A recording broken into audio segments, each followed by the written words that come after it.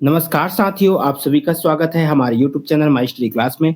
जैसा कि साथियों हम यहाँ पे एसएसटी जी के वस्तुनिष्ठ प्रश्न देख रहे थे जो 1000 सीरीज का है। ठीक है साथियों, 1000 प्रश्नों का सीरीज है। ये इसका जो है 6वां पार्ट है, जो आने वाले सभी एग्जाम के लिए जो महत्वपूर्ण है, खासकर जो यहाँ पे जितने भी राज्य में होने वाले टेट एग्जाम और सीटेट के लिए बहुत ही महत्वपूर्ण है।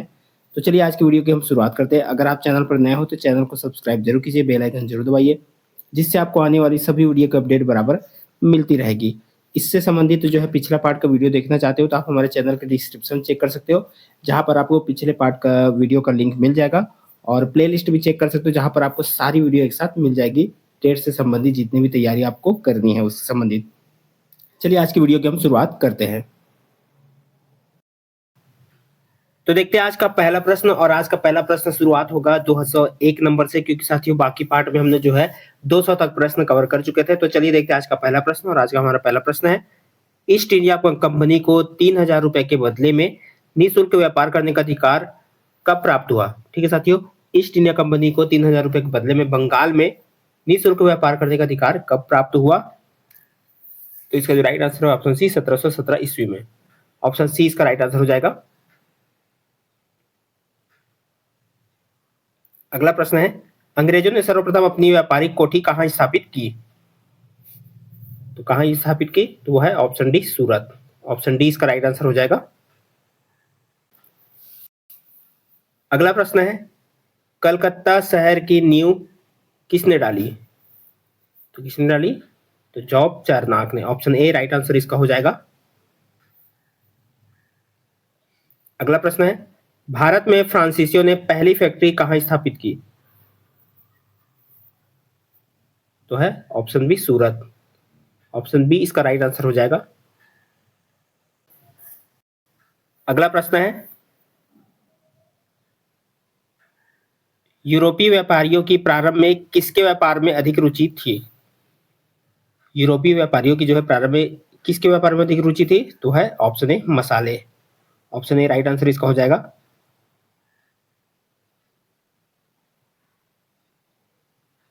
अगला प्रश्न है, यूरोपीय व्यापारियों के भारत आगमन का सही क्रम कौन सा है? कौन सा है? तो पुर्तगाली, Dutch, British, Dane, French. Option C right answer इसका हो जाएगा। यूरोपीय व्यापारी के जो है भारत आगमन का सही क्रम ऑप्शन सी है।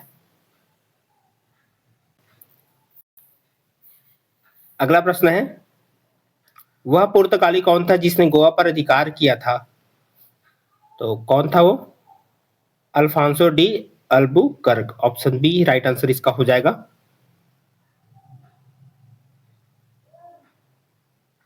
अगला प्रश्न है, भारत तक पहुंचने के समुद्री मार्ग की खोज किसके द्वारा की गई थी? तो है पुर्तगालियों द्वारा। ऑप्शन ए राइट आंसर इसका हो जाएगा।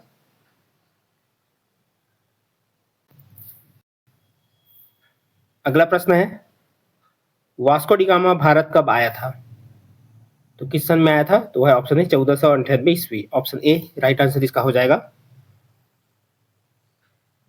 अगला प्रश्न है, कर्नाटक युद्ध किस किस के मध्य लड़ा गया?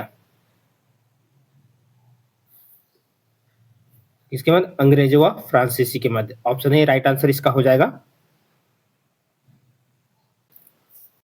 अगला प्रश्न है, प्लासी का युद्ध 1757 ईस्वी किन के मध्य लड़ा गया था? किसके मध्य लड़ा गया था? तो है ऑप्शन सी, सिराजुद्दौला एवं अंग्रेजों के बीच में। ऑप्शन सी इसका राइट आंसर हो जाएगा। अगला प्रश्न है, मीर कासिम ने अपनी राजधानी मुर्शिदाबाद से हटाकर कहाँ स्थानांतरित की?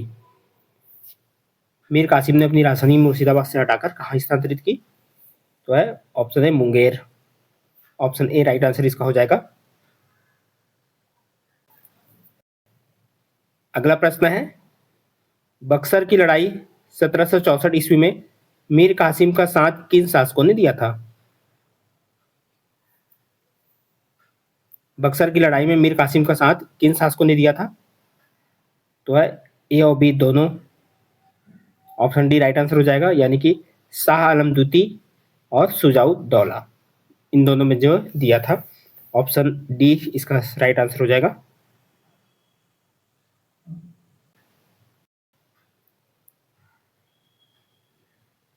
अगला प्रश्न है, बंगाल में द्वैत शासन प्रणाली समाप्त किसने की? बंगाल में जो है द्वैत शासन प्रणाली की समाप्ति किसने की?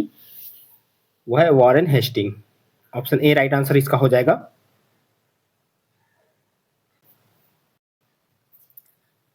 चलिए देखते हैं अगला प्रश्न। और अगला प्रश्न हमारा, बंगाल में स्थायी बंदोबस्त किसने लागू किया? इसका जो राइट आंसर है Lord Cornwallis. Option C right answer इसका हो जाएगा।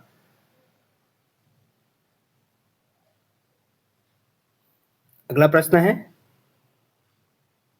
बंगाल का प्रथम गवर्नर जनरल कौन था? तो है Warren Hasting. Option B right answer इसका हो जाएगा। अगला प्रश्न है, भारत का प्रथम गवर्नर जनरल कौन था? तो है Lord William Bentinck. Option D इसका राइट आंसर हो जाएगा।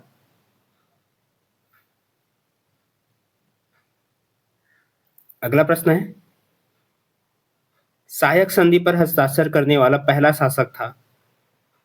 सहायक संधि पर हस्ताक्षर करने वाला पहला शासक कौन था? तो है हैदराबाद का निजाम। ऑप्शन ए राइट आंसर इसका हो जाएगा। अगला प्रश्न है, निम्नलिखित में से किस युद्ध में फ्रांसीसियों की निर्णायक हार हुई तथा अंग्रेजों की सर्वोच्चता स्थापित हुई? इनमें से किस युद्ध में फ्रांसीसियों की निर्णायक हार हुई तथा अंग्रेजों की सर्वोच्चता स्थापित हुई? तो है व्लादिवोस्टोक का युद्ध। ऑप्शन ए राइट आंसर इसका हो जाएगा।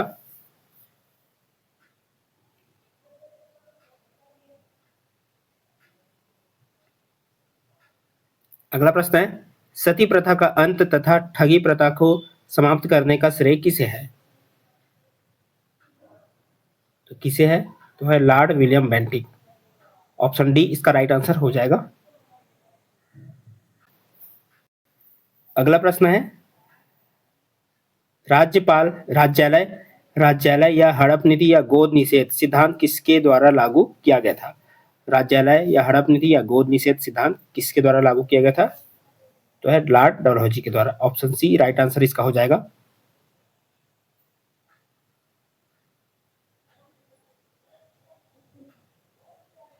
अगला प्रश्न है, हड़प नीति या राज्यालय सिद्धांत के द्वारा सर्वप्रथम किस राज्य को ब्रिटिश साम्राज्य में मिलाया गया? तो किस राज्य को सर्वप्रथम ब्रिटिश साम्राज्य में मिलाया गया? तो है सतारा। ऑप्शन ए राइट आंसर इसका हो जाएगा। अगला प्रश्न है, भारत में आधुनिक शिक्षा प्रणाली की नींव किससे पड़ी? तो किससे पड़ी? 1835 के मैकाले मैन्यूट से। ऑप्शन बी राइट आंसर इसका हो जाएगा। अगला प्रश्न है, सिंध विजय का श्रेय किसे दिया जाता है? सिंध विजय का श्रेय किसे दिया जाता है? चार्ल्स नेपियर को। ऑप्शन डी इसका राइट आंसर हो जाएगा।